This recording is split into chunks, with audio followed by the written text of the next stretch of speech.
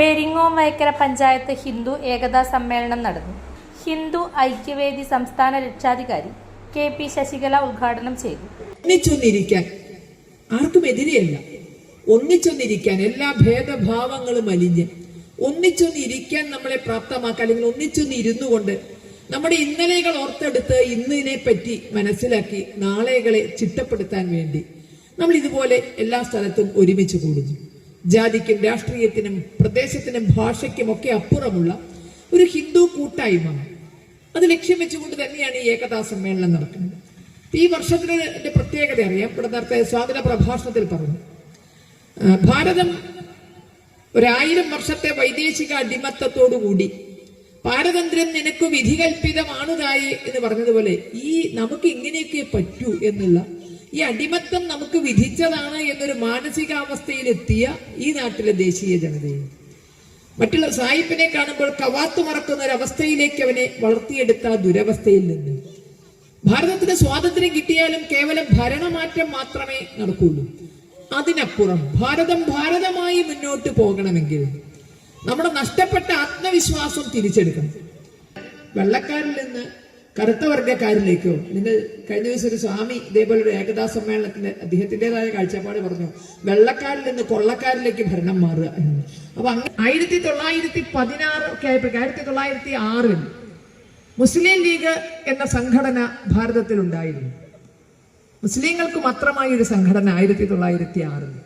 1916 മുതൽ കോൺഗ്രസിന്റെ Indian national Congress എന്ന സ്വാതന്ത്ര്യ സമര പ്രസ്ഥാനത്തിന്റെ ചിന്താഗതികളും ഗതിവിഗതികളും ഒക്കെ മാറാൻ തുടങ്ങി. 1886 ഇന്ത്യൻ നാഷണൽ കോൺഗ്രസിന്റെ 1ാമത്തെ സമ്മേളനം നടക്കുന്നത്. ആ 1ാമത്തെ സമ്മേളനത്തിൽ ചൊല്ലിയ ദേശഭക്തി ഗാനം വന്ദേമാതരം.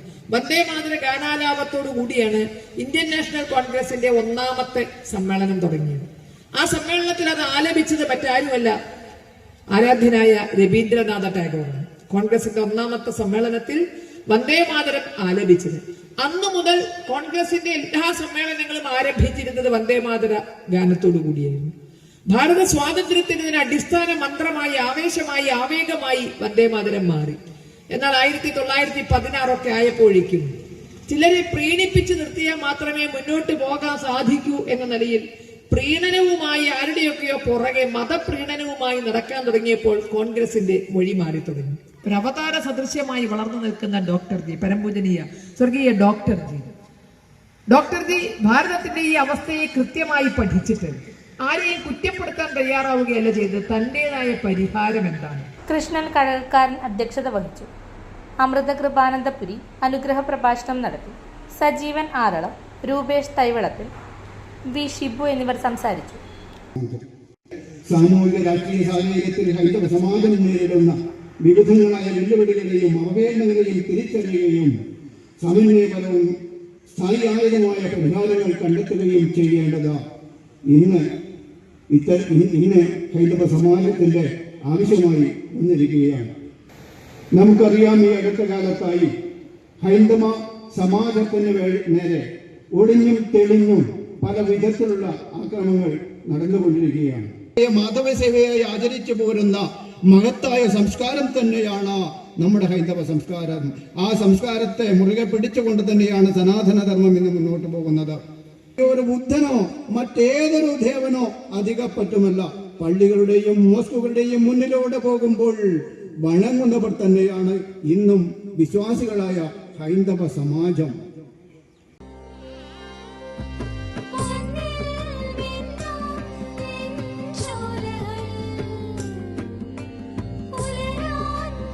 ഇതെനിക്ക് തരുമോ?